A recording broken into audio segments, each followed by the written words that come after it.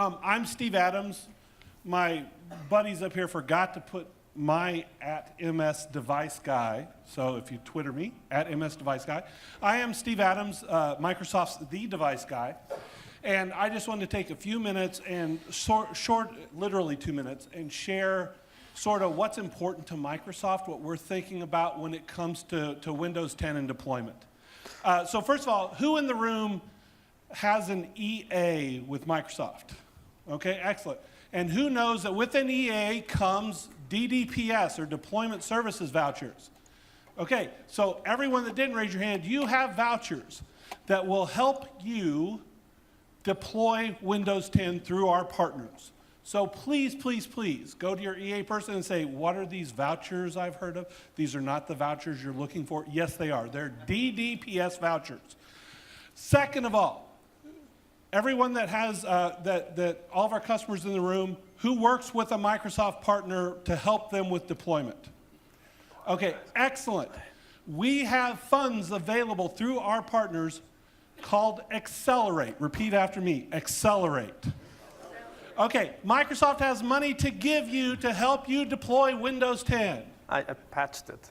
Oh, excellent. Oh, so thank you, Johan. I feel so loved now.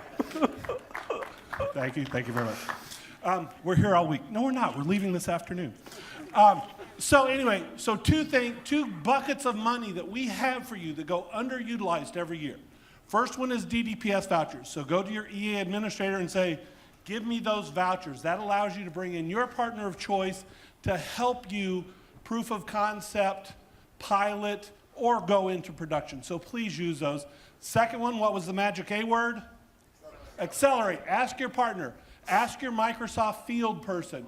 How do I get Accelerate funds to help accelerate my deployment? So what I just shared there is what's important to Microsoft this year with Windows 10.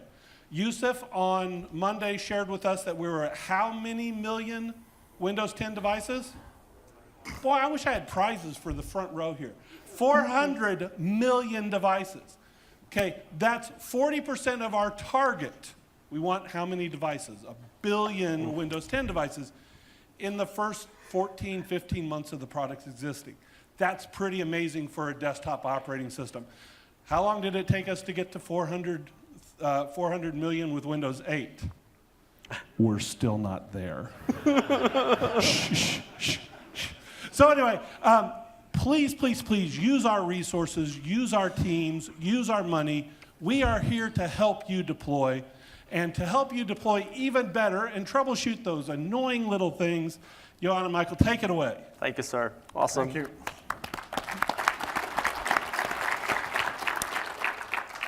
Yes, this will be a deep dive level 400 session on troubleshooting, mostly config manager, but lots of stuff we'll do here today is also very applicable to just standard light touch deployment. So just a curious question, how many of you are using config manager in this room? That's about everybody. You still, I assume at least, most of you are also using light touch, not for production deployment, but also for building reference images. So we'll touch a little bit on that as well. And we will also do demos, both in Light Touch and Configuration Manager. And the reason why we do a lot of demos in Light Touch is because it's faster.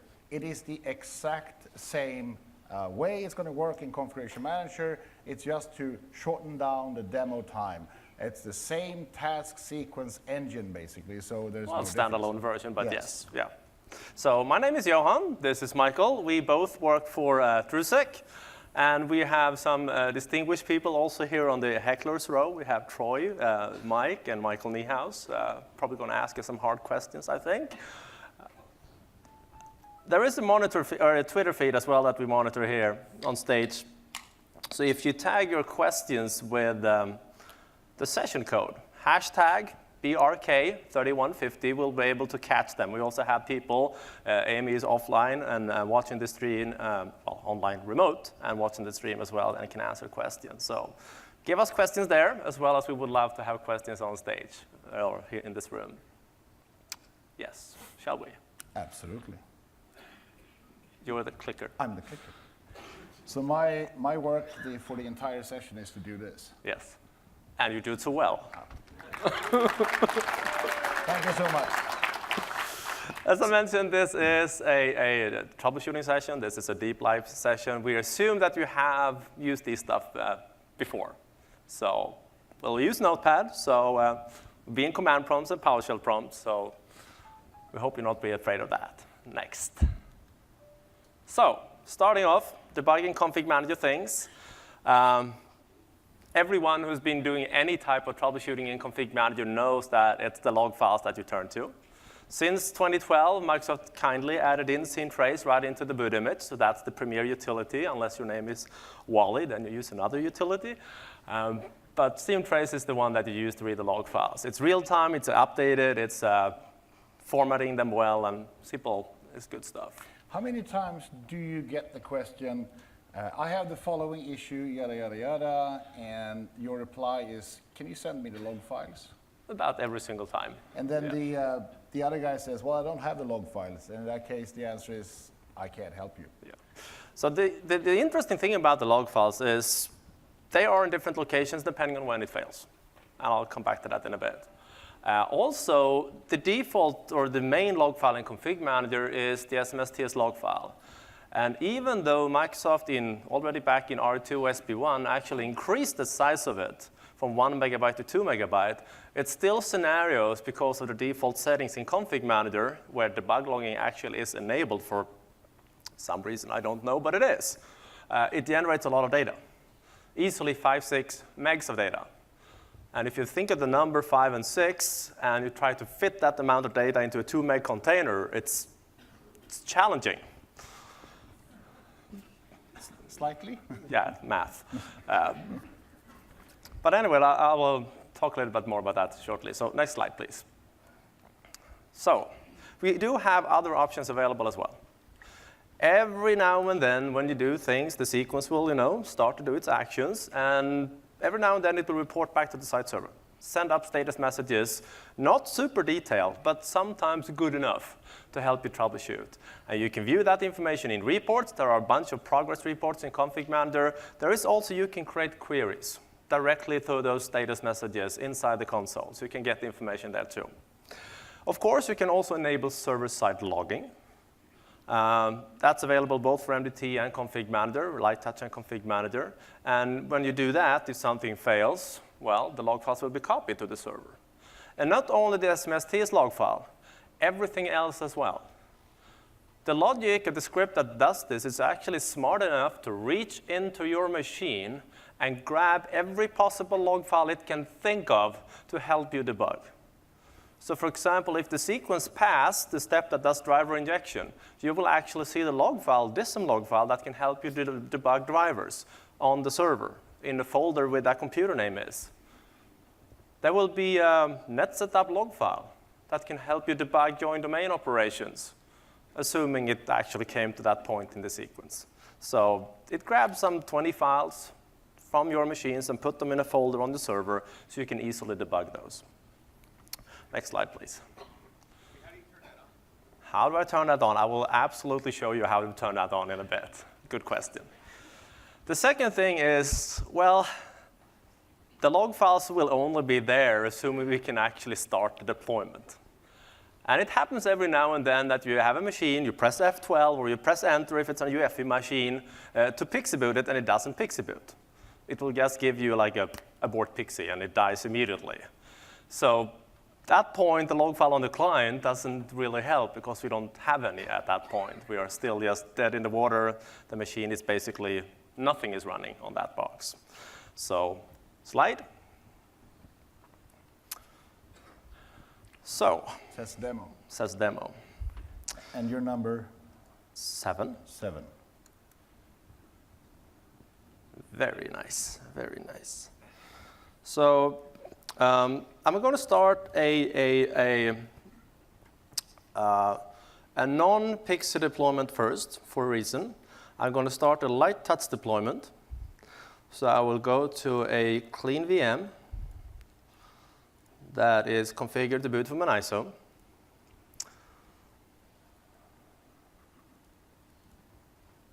Should start pretty quickly. The reason I'm using Light Touch is because they are special. When you start a Light Touch boot image, it actually kicks off a small wizard that drives you through the deployment. You can automate that fully, of course, but what is it in the boot image that actually starts this? Why is this happening? Because if you go into ADK and you create yourself a custom boot image and you boot it in a VM or a physical box, I promise you it will do nothing. It will give you a command prompt and it's black and it will do nothing. So why is that this guy actually did something, in this case presented a list of sequences to me?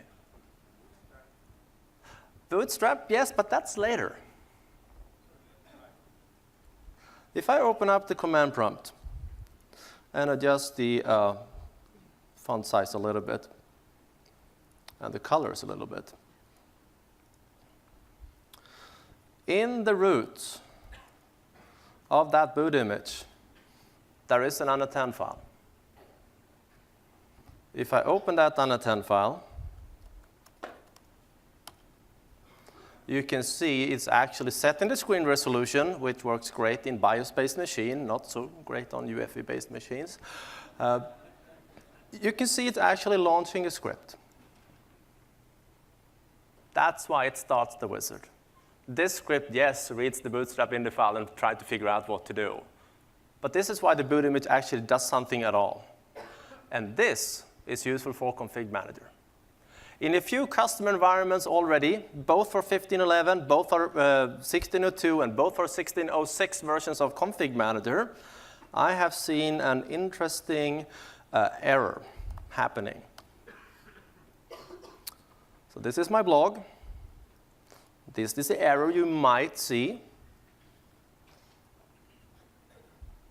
It complains about not finding a network adapter. And you press F8 to do an IP config, and there is a network adapter. And you can see you get this immediately. It's not like it's even trying to find a network adapter. So this is obviously a bug, but the fix is so easy. Create an unattend file, put it in the boot image, in the root of the boot image, and it will actually run even before the pre-start command in Config Manager, which is needed to work around this issue with networks. I have seen this twice on conference networks too, because they often are less maintained than a normal corporate network. So I wrote a script that I'm very proud of, a lot of work.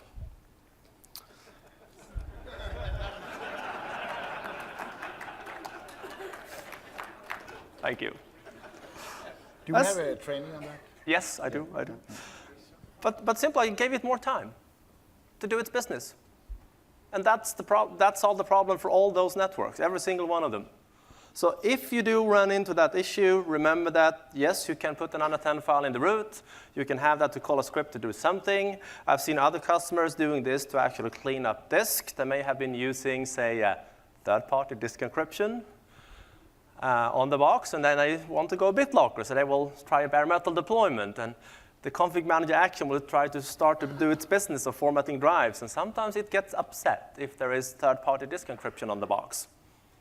But if you clean it first, the problem goes away. So that's one way you're doing it. And let me just double check these guys. So we soon we boot, we will get the log files. So I will stop this VM. And I will pause my MDT server because I'm going to do a Pixie boot. And my MDT server is also a Pixie server. And I don't know if you tried, but having multiple Pixie servers on the same subnet at the same time is interesting because they will fight. So I will take a normal VM, a generation 2 VM, and I will Pixie boot this guy.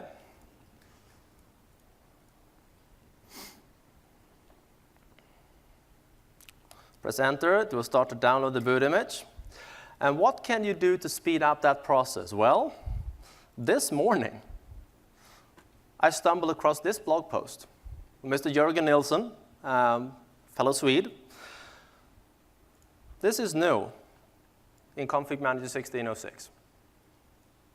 that will help you, even in other virtualization platforms than Hyper-V, to get the speed when you pixie boot and download boot images that way.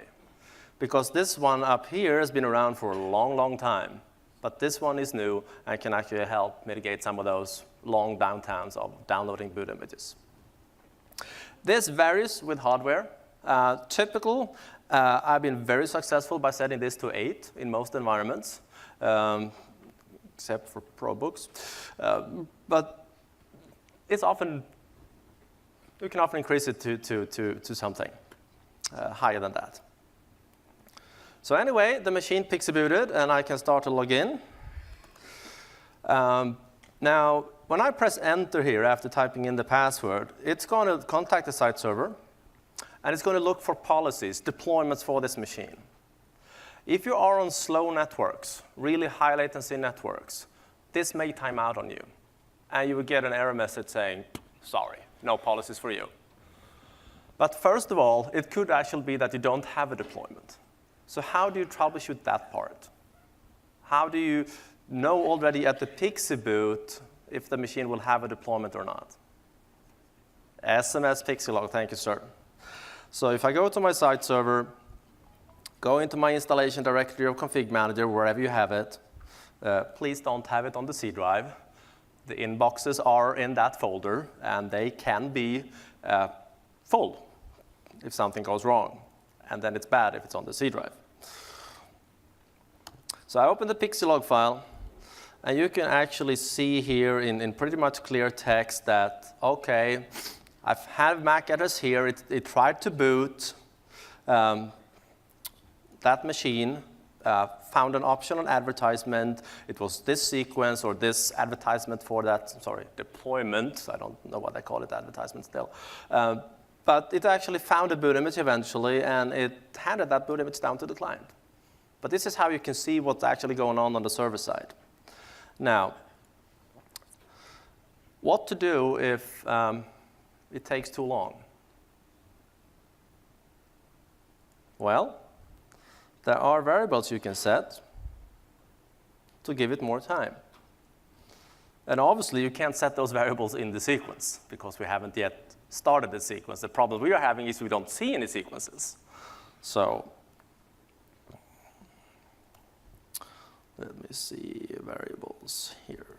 Wrong one. These guys. That's the script. There it is. Here we go. I don't need to zoom those guys. So these are the variables. I simply have a VB script that sets them. Easy. And I call the script through the normal pre-start command in config manager. Again, giving it more time. This one you will not like to call from an NN10 file. The reason is you need to call it from the pre-start command, otherwise you don't have the environment up and running. But again, this is easy. I have them documented as well on my blog, but this is something you can do to give it more time at deployment. But I will select the sequence and I will continue. It will start to format the disk once to stage a packet, and then it will continue and do its business. In this case, it's actually gone a pause for after a while. And this is something that is really useful when debugging things. In my sequence on the site server here, let me pick that one. If I edit that, you will see that here I added a pause.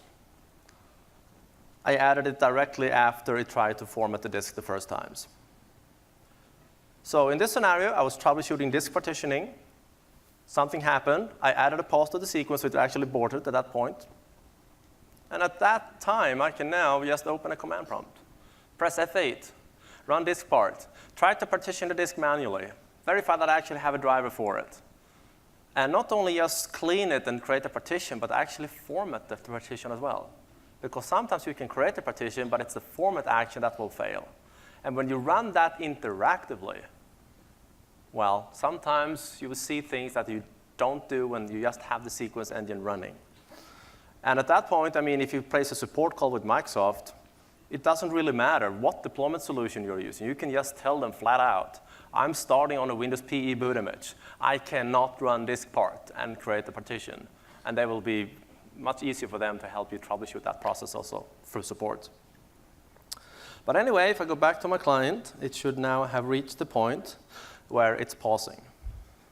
And this was actually slightly harder to code, this script, because it was 7 lines of code. So I put that script in my MDT package, and that's something I recommend to do. Every custom script that you guys use in your sequences, put them in the MDT package. Why? Because it's always there.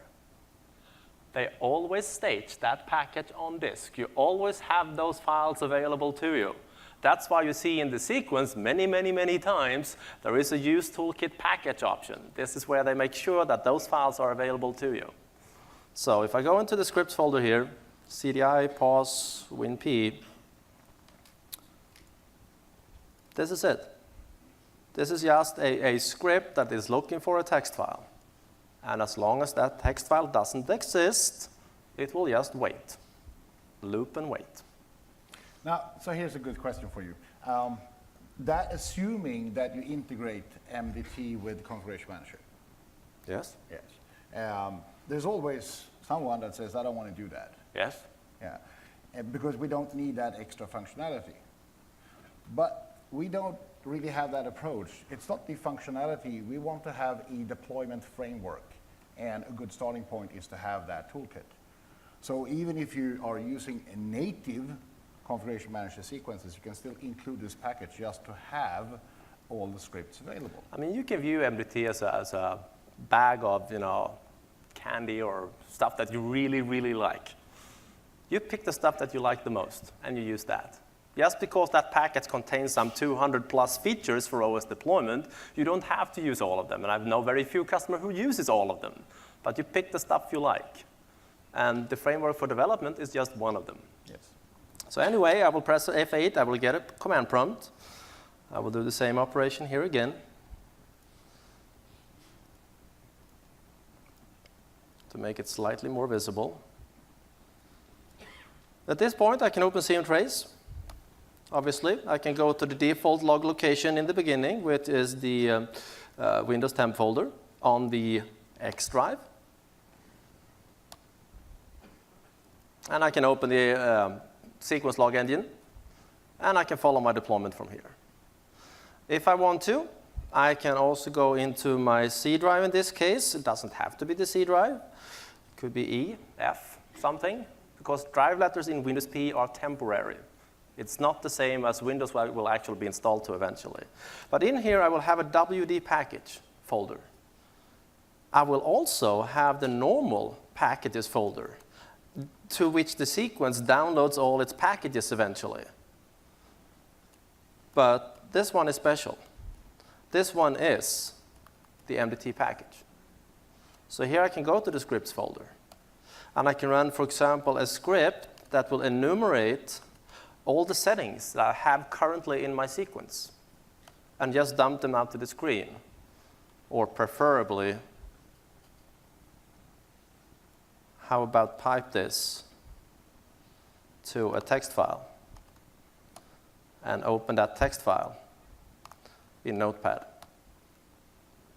Because now I can start to drill down and see all my variables. You can see that I have, in this sequence, done something I highly recommend. I have added a variable to increase the timeout. So if I go to my sequence and check at the beginning of it, I have added this one. To change the default timeout from 15 minutes into 24 hours. So if something breaks, I will actually know about it. So I don't miss it accidentally just because I left the room when I started the deployment. I've also added in another one that you can see on that list, and that's this one. Reboot when done. This, I would say, is critical for most config manager environments. And I can see that on the client. I do have an SMST's post action. This is something that happens when the sequence is done. And I use this to force a group policy refresh, because the normal config manager sequence will suppress all group policy processing when it's running. But sometimes you do want to apply policies when you're done with it. And forcing a reboot is, well, will refresh the policy. Other things you can work on is, of course, following this information or doing this from the server side. Check this stuff, or most of this stuff. So you do have the server-side logging I mentioned. And this is really tricky to enable. There was a question before, how do I enable this? Well, you go into your settings package that you have in your sequence, and you simply add a one-liner. This is one of the 200 plus features that MDT gives you, server-side logging for config manager. So when you enable this, if something goes wrong, it will create a subfolder for each computer that you deploy and copy all the log files through that folder, so you can easily debug it. Very, very handy. Now, another thing you can do with this is also, of course, check it through the reports. So I will cancel this sequence. I will go back to my monitoring node. Thank you. I will go to my deployments. Progress of a running sequence deployment. I will run that report. You can also use the browser to run the report. I will select my deployment. It was my debug sequence. Thank you. And I can now see that so far, it's actually been doing some stuff here. You can start to track to see what the sequence did and when it did it. So you have some information about what's going on, somewhat real time. It's still not every step, but all the actions in the sequence at least is being reported back this way. Back in CMOS 7, I really liked the way it was by default, because in CMOS 7 there was ready-made status message node to find deployment info, and they kind of removed that from config manager, which made me sad. But it's not that hard to create your own ones. So here I've created a query, which if you look at the code here, it's a bit messy, but it's coming. I'm basically looking for status messages that belongs to my deployment. And if you search for this out there, you'll find plenty of examples of this. But now I can run that query. Can specify for how long back, a day or two.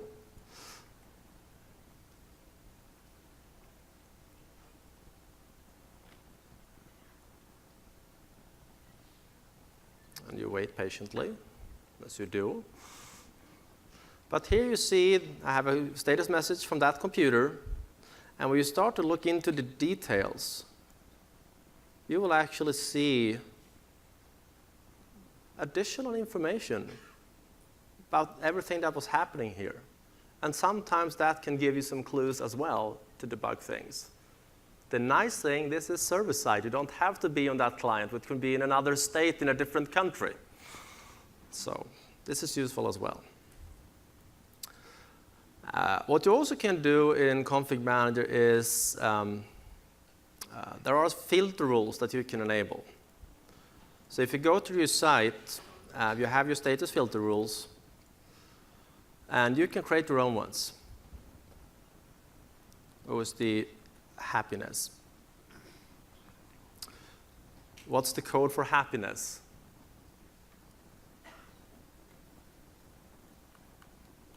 Could be 42, yes, but in this case it is 11.11171.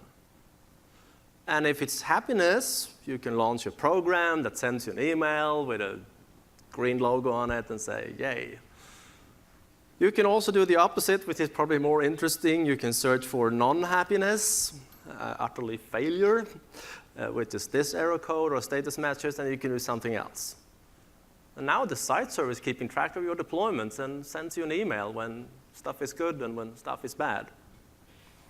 Or it creates a ticket in help desk, do something. But this is also quite powerful to do in Config Manager. So one final thing, though, that log file I mentioned, the size of it. I spent an afternoon, a Friday afternoon, deploying Windows, as you do, on Friday evenings. Probably had a beer in my hand. And I ran through deployments with every single combination of log settings there was in Config Manager just to see what difference it would be on the log file, and then I compared the log files. And it turned out that in Config Manager, by default, since debug logging is actually enabled, you get more content, I mentioned this before, than you have in your log file size. So again, 2 meg. And one archive makes 4 meg. It's still less than 5 or 6. So you have 2 options. Either you simply increase the size, in this case to 16 megs. And I only do this right now in the Windows PE part, because in deployment, that's actually where most errors happen. I can do it for Windows also by changing the properties of the Config Manager agent in the sequence, but this is often all I need. And since I have it to 16 megs, I don't really need to have much of a history of it. I rather have everything in 1 file than 2 files. Because if I do 10 deployments, and it creates 2 log files from those 10 deployments, I would open the wrong one 10 times in a row. You never pick the right one. It's simply as Murphy's Law. What you also can do is simply disable debugging. I'm not sure why it's on by default. My theory is that a developer enabled it 8 years ago. And it's been stuck since. But that's just a theory, not confirmed with the product team. But the thing is, here are 2 log files. One that has debugging enabled. The other one have it disabled. And what I found so far, this often gives me enough to debug things. And when you do that, the log files are indeed only 1 to 2 megs, and actually works with the default setting. So shorthand story, to get this going, you create an ini file. You make sure it's in the boot image. And in the later releases of Config Manager, you can simply place this log file on the site server, and it will be added to the boot image. Previous versions, you had to add it to the boot image yourself, which was very easy. You can update your OSD injection file. You can simply copy it to the Windows folder on the boot image. You do that once, and you're happy. So this is how you can make sure this stuff is easy to debug and easy to work with. Now, back to slides. Oh, slides. I can do slides. Yes. So we talk about drivers then, right? Yes. So drivers is still the part of operating system deployment that I find very Fun. Yeah, because it's always this battle between me and the machine. I usually wins. Otherwise, you can always throw away the machine and say, hey, it doesn't work. But we have different drivers. And the first driver we really need to make sure it works is the Windows PE driver, right? I can see customers saying, hey, there's new drivers for Windows PE. Should I download them and install them? No, you shouldn't. But they are new, yeah, but you shouldn't, unless you need to. So the question is, when do you really need to have a driver? Well, we're going to cover that. Then we have the setup phase. And sometimes we are into a small, slightly challenging issue, is that you injected the right driver, it's just Windows picks another one, and you go like, hey, I didn't tell you to do that. And then you try it again, it's like, hey, it's still picking the wrong one. We're going to cover that. And then we have drivers that can't be installed as drivers. I mean, there are always going to be, you can get it to be kind of installed. So there is a driver, but when you try to use the function or the application, it doesn't work. Eventually, you're going to figure out the following. needs to be installed as an application. There's no way around this. And that's fine. I do understand that sometimes you need to do that. You want to click? No. You're not certified. I'm going to do clicking. It says demo. Yes, I'm so impressed. You're number 7, so I guess I'm number 8. Or 6. No, this is from yesterday. Okay. I can remove that. No, it doesn't need to be updated. It needed your help, though. Yeah, it usually does. So number 1, how do you verify that you have a driver that actually works in Windows PE? Well, you boot it up in Windows PE, and then you type, this is very advanced ipconfig. Yeah, level 500. Yeah. So, and if you get an IP address, you don't need a network driver. It's very simple. You have one that works. But then you need to verify that you have access to the disk subsystem. So disk part it is. And this needs You have to spell it yeah, also. I know, it doesn't have the automatic spelling thing for me. In disk part, you do list disk. And hey, I have a drive. So that I'm fine. No, you're not fine. Because this is very good as a starting point. But you really need to do this. Select disk. So, clean, create partition primary, assign, active, And format. format, FS. You really don't need to do the assign and active. Michael is just doing that to show off Yes. right now. But this one you do need. You need to format the drive, because we've been to that. It can really see the drive, but when it comes to the action of creating the partition and formatting, it fails. So this is now verified. I don't need drivers. Okay. The easy part is usually to find the disk subsystem driver, because in most cases, if it's a client workstation, it's going to be either built in or it's going to be the generic SATA drives. But when it comes to network, it's slightly more challenging. What we can see people do sometimes, I don't recommend it, is to find every piece of network driver you have and cram it into your boot image, wait for a long time, and then hope it's going to work. Record so far is about a gig. I've seen at one site of a boot image. The hoping thing doesn't really fly for me. So I prefer to do it this way. Let's assume I don't have an IP address, but I expect these following drivers to be the right one. Put them on a USB stick, right? Or Yes. floppy? Anybody seen a floppy? And then you use an application called DRV load. And then you specify The driver. the driver. And I've cheated. I put it on my boot image. And you point to the INF file and you load the driver. And then you need to reboot. Nope. No, you don't need to reboot. You run WPE init to kick it off again. And now you can do the same thing. ipconfig, did I get an IP address? And you do this until you find a driver that works. Then you use that driver. It's very important that you are minimalistic when it comes to driver in Windows PE, because when you add a driver, you might lose support for another piece of hardware that you use in your organization, because it has been updated and been replaced and it doesn't work with older hardware.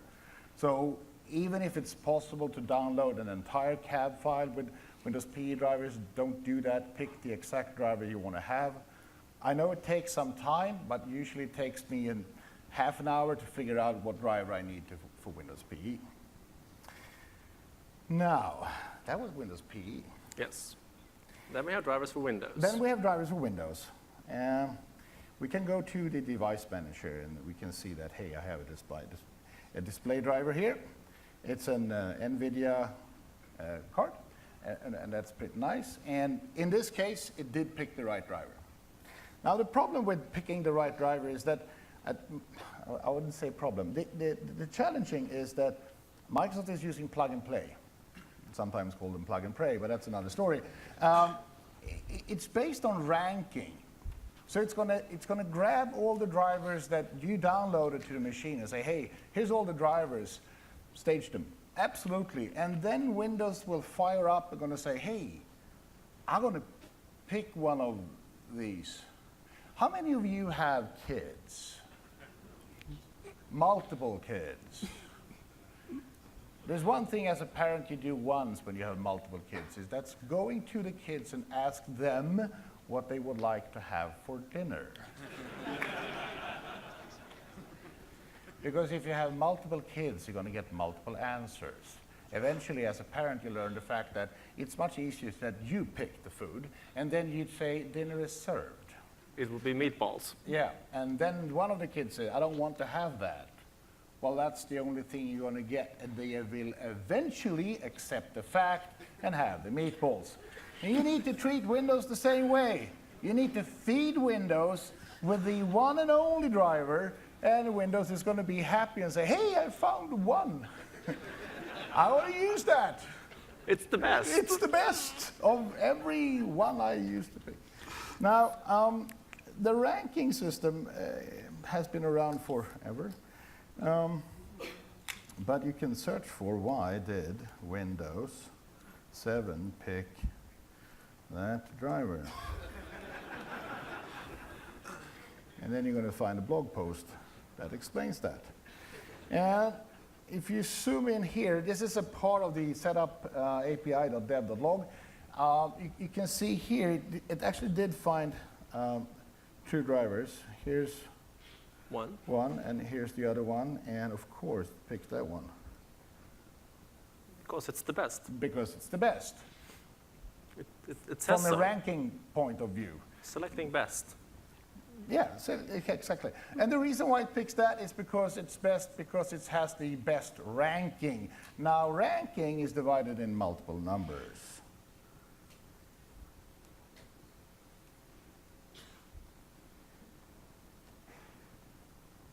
The first 2 characters stands for signature code. That means that an unsigned driver will never, ever be picked. There's no way. It's unsigned. It's going to lose. I mean, Windows 10 in general does not like unsigned drivers. So. And sometimes you really need to have an unsigned driver because that's the only option you have. That is the correct driver. You're going to turn to the vendors. You're going to say, hey, I need a signed driver. And they're going to go like, huh? So then you need to co-sign driver, and that was used to be very simple because you can create basically a self-signed certificate. That doesn't fly anymore, so you need to have a real certificate, but you can't do co-signing of drivers. But you should go to the vendor and say, hey, I really need this driver to be signed. If you can't go to the vendor and get help, go to Microsoft and tell them to go to the vendor. They are slightly bigger than you, most of you anyway. And they have really good lawyers, so they can help you in that way. I think the engineers is the right word, developers. Yeah, but when you really want something done, lawyers actually works better. Taking notes. The next one stands for feature score, and this is how, for instance, Intel drivers are picked instead of the inbox drivers. It's the same driver, it has the same ranking, it has the same feature. Well, that's the trick. They're going to say that the out-of-box driver that you download has a slightly better feature score. It doesn't mean it has better features. It's going to be more or less the same driver, but that's the way you're going to pick that. And that is how you can make a third-party driver being picked instead of the inbox driver by having it signed, and you bump up the feature score. Now it's going to pick that driver instead because it seems to be better, right? It's cheating. And the last 4 characters are identifier score, and that's how close they match. And if you go in here to my device, manager and do properties, and do details, and hardware IDs, here is the identifier score. So if I have the top one, It's going to be very close to my hardware, and it's going to pick that one. It even includes the revision of the physical hardware in my graphic adapter. If it can't find the A1 revision, well, it's going to take the slightly more generic, which means I don't care about the revision of the hardware, but it's going to be that device. Otherwise, it's going to pick something else. And the last one here is just very generic driver from NVIDIA. So it's going to work, it's going to have bad performance, and you're not going to have all the features. And that is how you make sure all these drivers work. Now, so once in a while, you need to have this drivers as application thing, right? I'm going to use, this is just an example, right? You can do this for Dell, you can do this for Lenovo, for Jitsi, whatever vendor it is. It doesn't matter.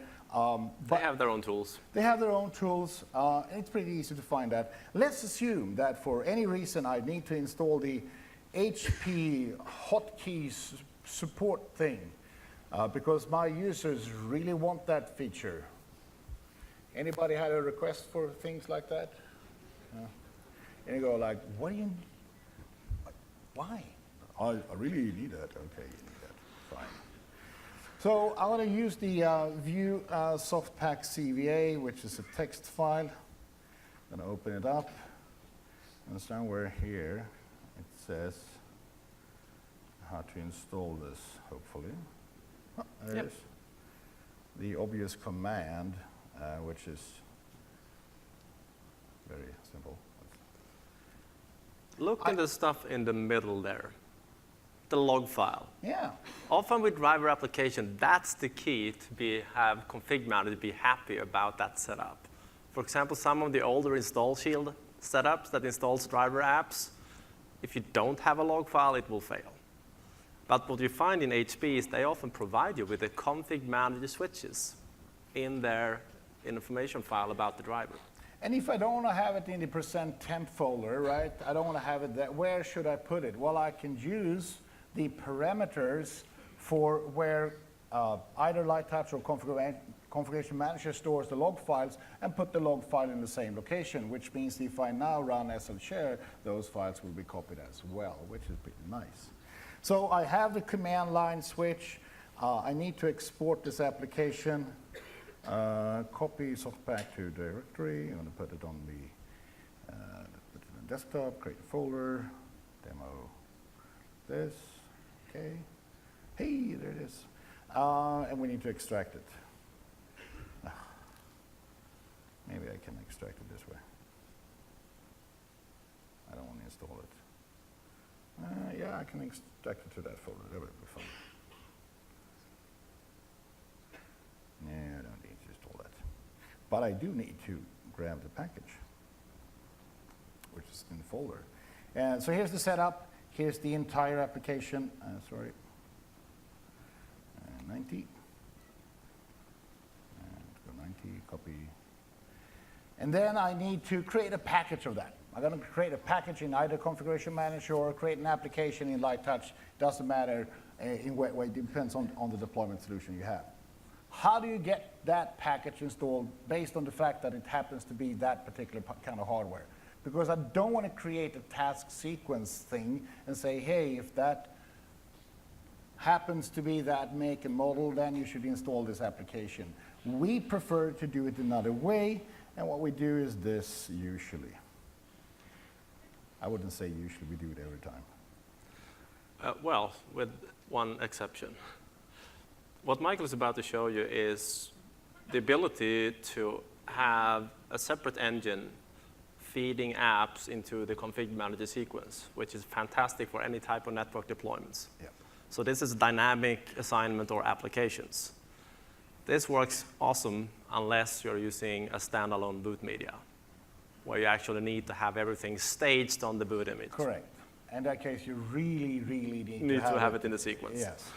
Otherwise, we try to avoid that. So I can either use the model alias or make alias VB script, or I can use just model. The only thing I do is that I specify that if it happens to be that particular model, then you should absolutely install the following application, and that is for Light Touch. Most of you are running configuration managers. You're not going to do mandatory applications 001. You're going to do packages Or applications. or applications. Packages 001 and equals to PS1 colon. No, the package ID, sir. That's more than just PS1, I promise you. PS1 colon. No. Something like that. How many series did you add? It doesn't matter. Yes, it does matter. It does matter. Do you want to count them? Yes. Oh, thank you. Now that's going to work. Install the HP So package ID and program name if you do legacy Yeah. packages. or applications 001 and equals to the HP stuff for OSD. Usually, you don't need to, but a lot of customers are figuring out that sometimes it's easier to have a separate application in Configuration Manager just for the use of operating system deployment. The thing is, we can only specify the application name here. We cannot specify the deployment type. And sometimes when using the app model, you have more than one deployment type. If you don't need multiple apps, but if you do, well, you need to have multiple apps. Exactly, but in this case, the likeliness of you having multiple application types or installer types for this application is very slim. Yes. But maybe you don't want to publish it, so there's a way around this. If you don't want to do it this way, well, then you open your task sequence and you specify the condition for that model alias, make, or whatever it is, and say, hey, install this application based on this fact that it happens to be this machine. And there are a lot of things that needs to be installed like this. So when you do verify that every driver is working, it's not enough to just check the device manager. You really need to verify that whatever functionality that is behind that driver really works. Just because there's a device driver that says, hey, shiny, that's not going to be good enough. All right. Questions? Slides. Questions? Slides. Oh, that's 5. So, software updates. In Config Manager, this has been one of the, well, pain points for many, many years, to have the sequence install as many updates as possible in a single run. Now, with Windows 10, we don't really have that problem anymore. Because how many updates do we need to actually install? Typically just one. I've seen some scenarios where there is a servicing stack update also, but in general, you need only one because they are cumulative. And we actually have Carlos in the room here, sitting on that row over there. He owns Windows updates or software updates. So if you have a software updates question, I'm sure he will be happy to answer them. Anyway, when we build our reference images, in the current release of Windows 10, for the software updates action to work reasonably well in light touch deployments, what you need to do is to make sure that the latest CU, cumulative update, is actually added early on into the image, because that it changes to the Windows Update agent that you really, really, really want. So how do you do that in light touch? Really? No, you're not allowed to. No. Anyone? You put them into packages. So I have a folder here for each version of Windows 10. Well, sorry about that. Number 7. Bend your knees. Happy? I'm happy. Good. So I have a folder for each Windows release I'm using it to build reference images of. So I've actually added in, this is the September 23rd, 3? It's a week old update. So I simply add that, right-click, and import it. I download it from the Microsoft Update site, the catalog site, and I just import it here. And then I'm creating a filter. So I have a selection profile that is also named, well, somewhat the same, where I have selected that folder. So I have a folder in packages where I import the update. I have a filter that selects that folder. And then in my sequence that actually builds and captures my Windows 10 machine, including a bunch of updates or components, there is an apply patches step. This one I have configured to use that selection profile. Now here's a good question, because someone in the audience are right now thinking, why do I need to create selection pro? Can't I just add all the drivers to the same file? I think I do that, and it works. It does. It does work. If you add all the packages for every operating system into one big pile of packages, it is going to work. Thing is, it's going to try to install them all. Windows 7, server, this version, and this version. It will take a pretty long time. And even though it will realize that, sorry, that wasn't for me, and it will continue, just don't do that. Just create that folder, create that filter, and your deployment will be happy. Exactly. So now the latest Windows Update agent is in the image. Most of the problems that were with it was solved in the last week's release of the Update agent. So just make sure it's there. And that means you have a fairly up-to-date image. And if all the videos from Ignite are being published right now on YouTube, on the Ignite channel, and also will be eventually, I assume, available on Channel 9, at least they have been the previous years. But they are available right now on YouTube. And we did a session on Tuesday about mastering Windows 10 deployment expert level. And in there, we show you how to set up an image factory. And that's something we recommend that you do. But the shorthand story is, when me and Michael create reference images, this is typically what we do. Change the font size. We go to a folder where we have a script, and we run the PowerShell script. That's it. That script will take your deployment share and build a Vim file for each sequence that you have and store them on the site server. Fully automated, using MDT in the back end, but there are no excuses for not updating your reference images every now and then. You don't have to do it every week. Of course, there is no updates every week, but once a month, every second month, something like that, because that really helps Config Manager later on, especially for Windows 7. There still are so many updates in Windows 7 that the default action here, let me take my Windows 7 one.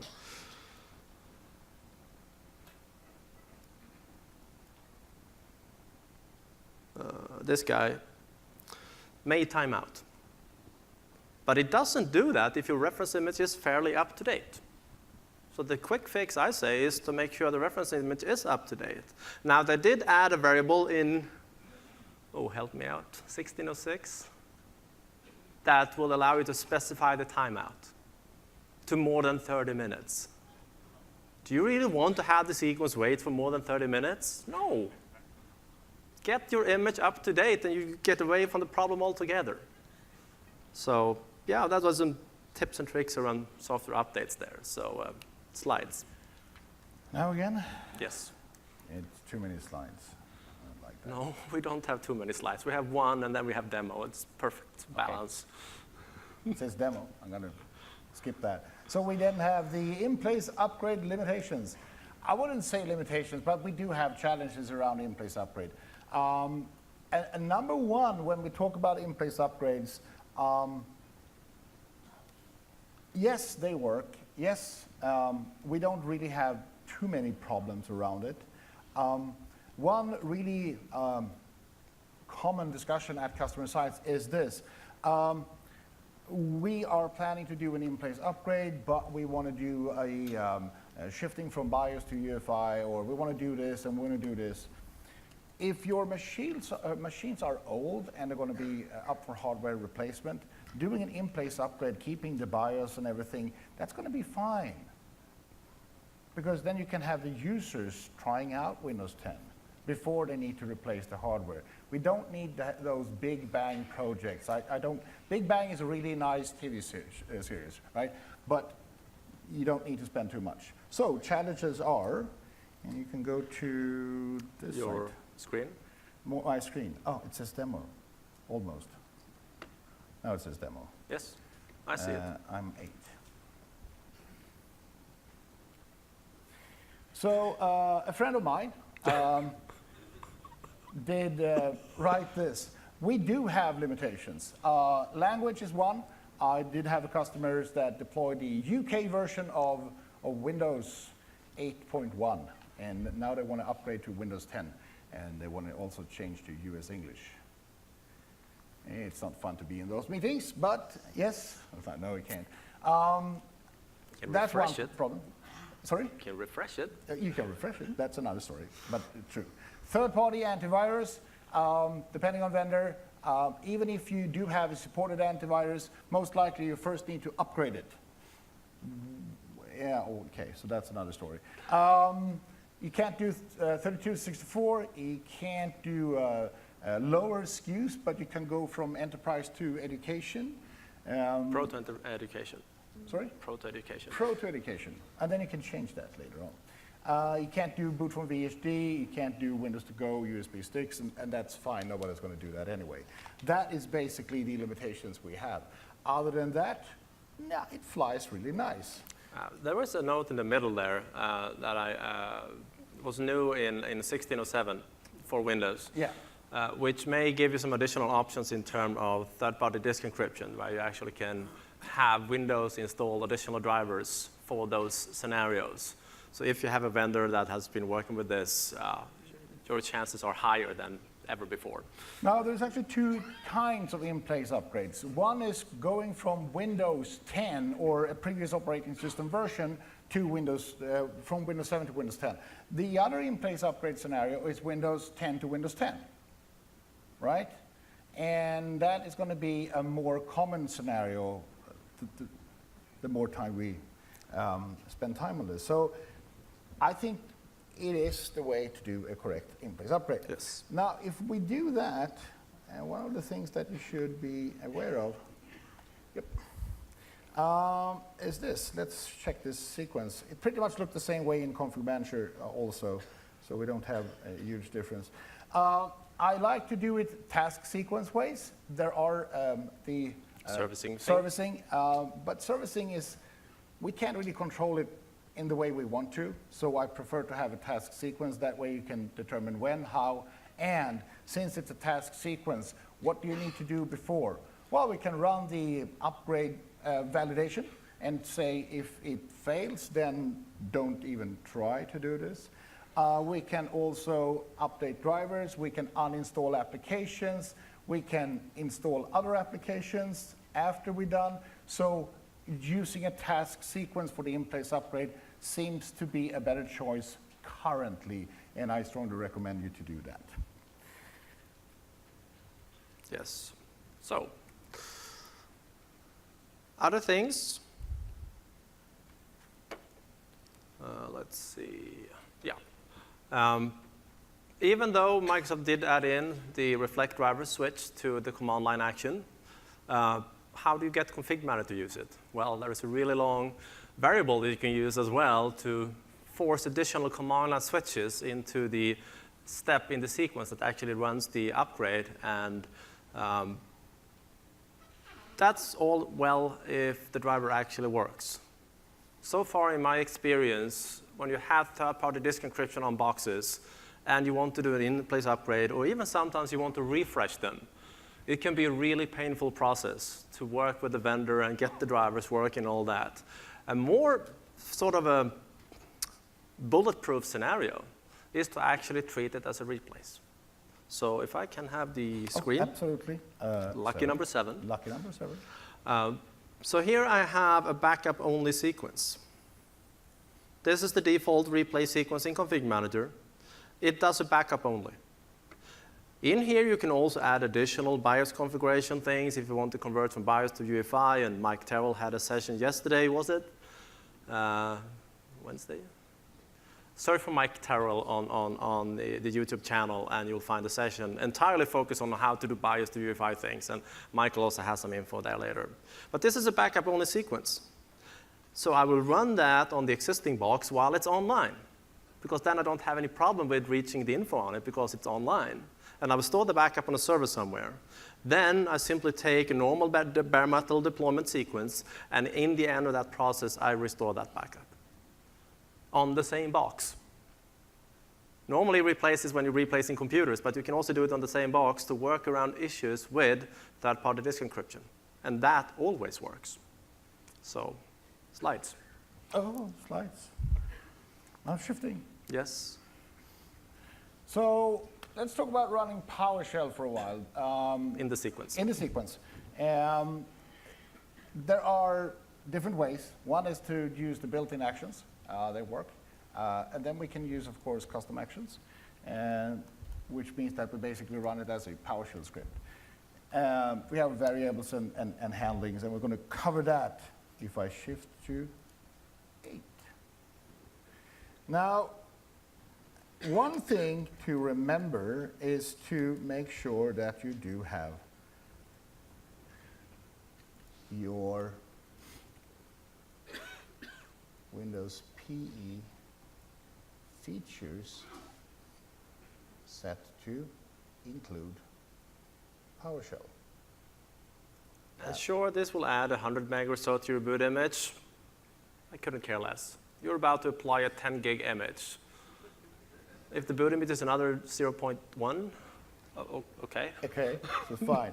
So even if I'm not going to use PowerShell in my boot image, I want PowerShell to be there. So if I do need to troubleshoot, I don't need to create a VB script. I can just on the fly power up a PowerShell prompt and get the WMI, whatever I need to do, right? So it's just faster. Now, if you have a task sequence, it is the ability to run.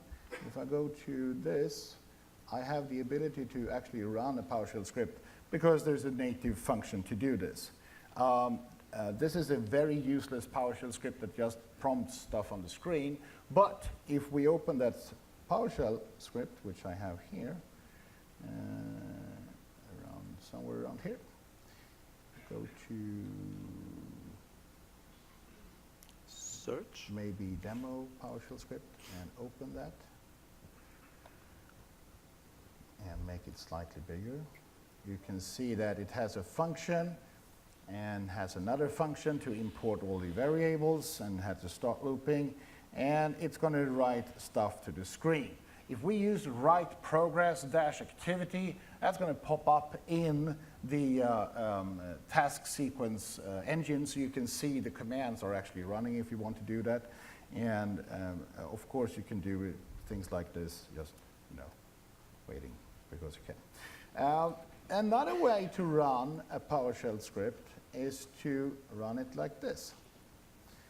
You run it as a command line. So in this case, I have just a sequence that does nothing else than do That's a VB pause. script. That's a VB script. So it's going to do nothing at all in the end.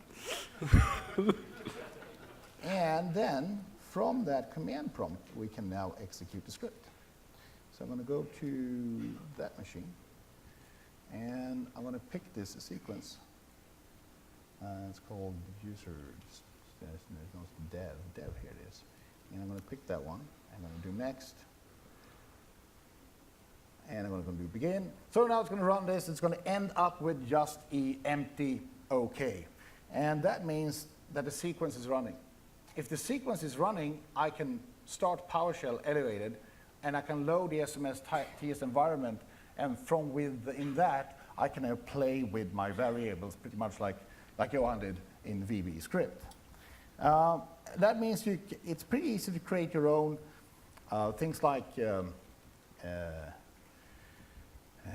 PowerShell wrappers or things like that. The only thing we need to do is this. We need to import that object and put it in something, and now we have the ability to dump that information out. So I'm going to run this. It's elevated. I'm going to paste this in.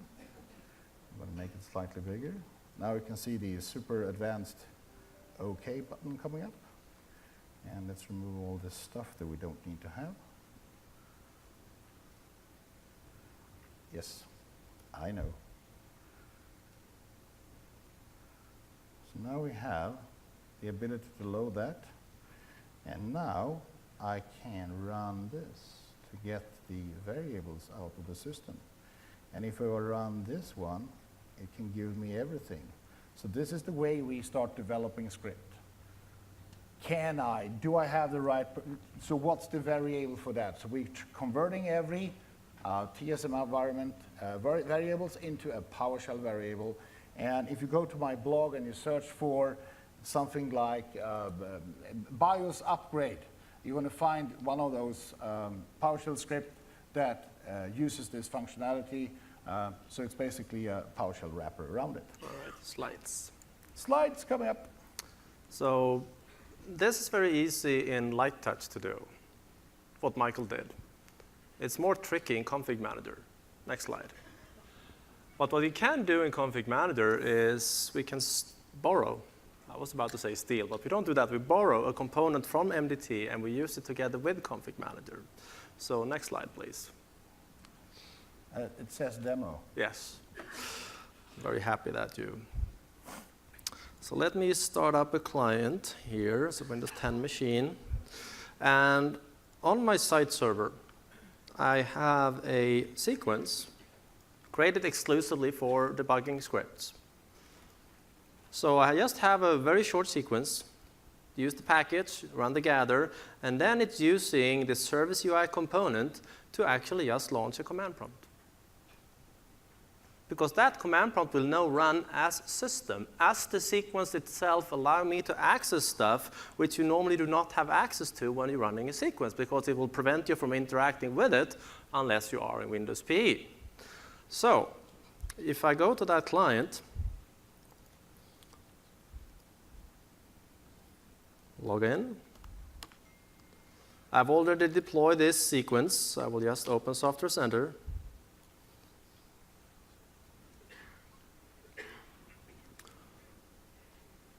And I will run that sequence.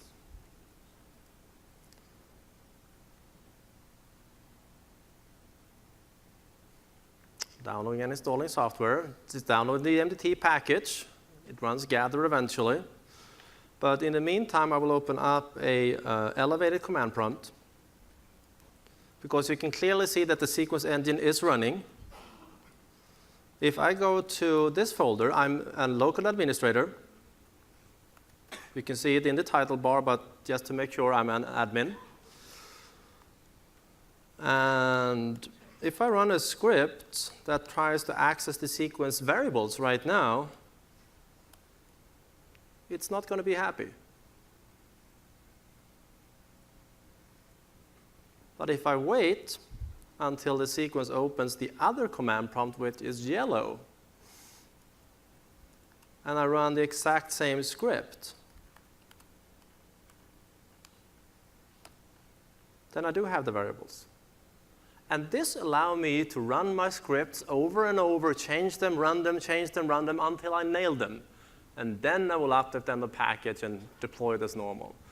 But this is saving you so much time when debugging scripts in the sequence engine, because updating packages, having it redistributed, it's just interesting. Slides. It says GPO refresh and web services. Yes. Shorthand story here. A common error or issue, especially with light touch deployments, is that you have a policy in your environment that will break the process. But what you very easily can do is you can use web services to move the machines around. So if I get the, thank you.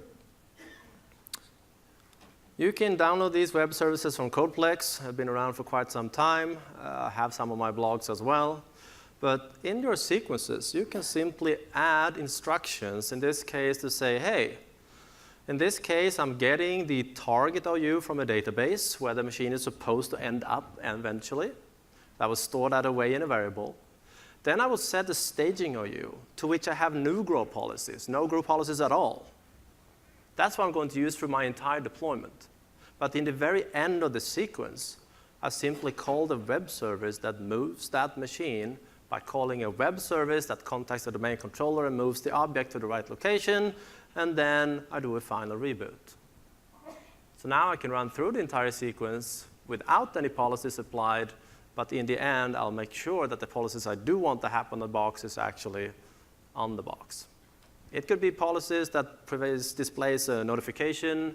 It could be policies that renames local admin. They will really, really break the light touch sequence. But if you do it this way, the problem goes away. Now, Slides, UEFI deployments. So deploying to UEFI is not a problem itself. It works pretty decent, but you need to shift from BIOS to UEFI. And that is, of course, always the challenging. Now, on your screen right now is a blog post from CCM Exec. Yes, Mr. Jürgen. Yes, a nice guy. And it's very generic, which is the good thing. It goes through all the steps you need to do. But the basic idea is very simple. You need to grab the data, you need to store the data, you need to shift, and you need to reboot. And it's going to be like flying on the other side of the moon. So there's going to be a glitch on that. Check this blog And check Mike. session from earlier this week. Yeah, because you did the demo and session on doing the same thing, right? Yeah, Similar. well, using the tool from 1E, but hey, the idea is to change from BIOS to UEFI. Yeah. And that is absolutely doable. Slides, please. Slides, please. Okay, Yes. slides, please. It says demo, it says resources. Yes. Yeah, we have books. On this site, we have gathered links to videos, books, trainings around OS deployment, books that we have written, other authors have written as well. Kent is here on the Ignite as well. Yes. And there is only one thing left for us to do, and that is to thank you guys for spending the morning with us and have a great, great Ignite. Thank you. Thank you.